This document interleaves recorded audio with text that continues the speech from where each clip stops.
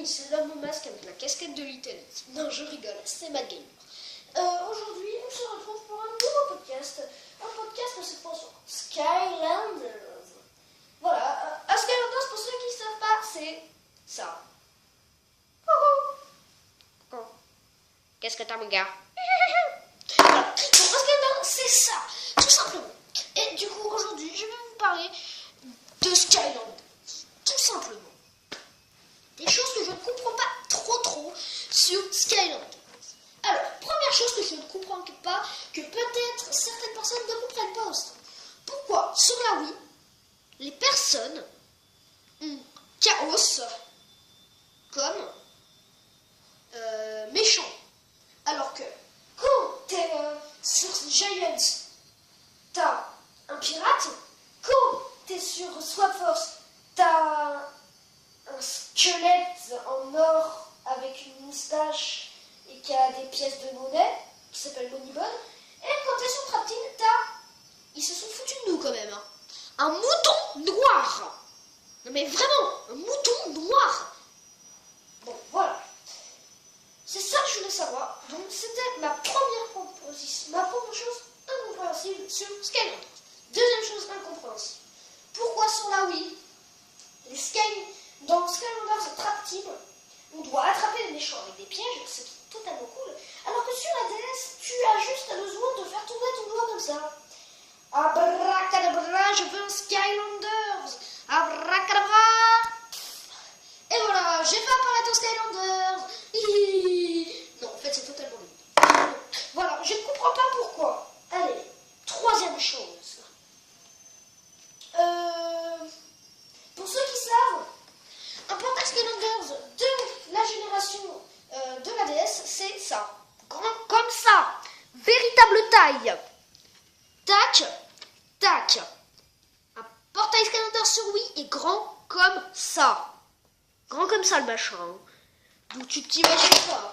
Tu peux déjà mettre 4 Skylanders dessus. Alors, bon voilà, c'était troisième chose incompréhensible sur Skylanders. Maintenant, nouvelle chose. Là, ça, c'est en fonction d'un Skylanders. Un Skylanders nommé Eruptor.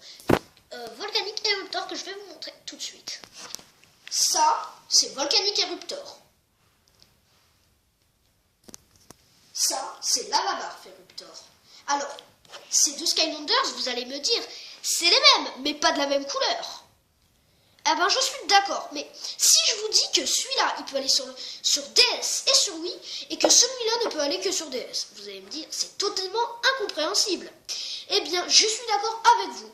C'est incompréhensible, surtout que c'est un Skylanders qui ne peut aller simplement que sur Swap Force. Et si tu veux le mettre sur Trap Team, il est impossible de le mettre. Et lui, tu peux le mettre sur toutes les générations. Tout, hein, même sur Spyro's Adventure. Voilà. Ça, c'était ma quatrième chose incompréhensible. Cinquième chose incompréhensible. Alors là, ça, vous allez me dire, c'est l'Empire de Glace, je suis d'accord. Pourquoi dans Spyro's Adventure et dans Giants, c'est un niveau, alors que dans Swap Force et Trap Team, c'est un objet. En gros, le mec, ça, c'est pour faire tomber des pics de glace. Alors que dans un jeu, normalement, tu vas là-bas et le but, c'est de gagner, mais il y a des monstres qui vont t'en empêcher.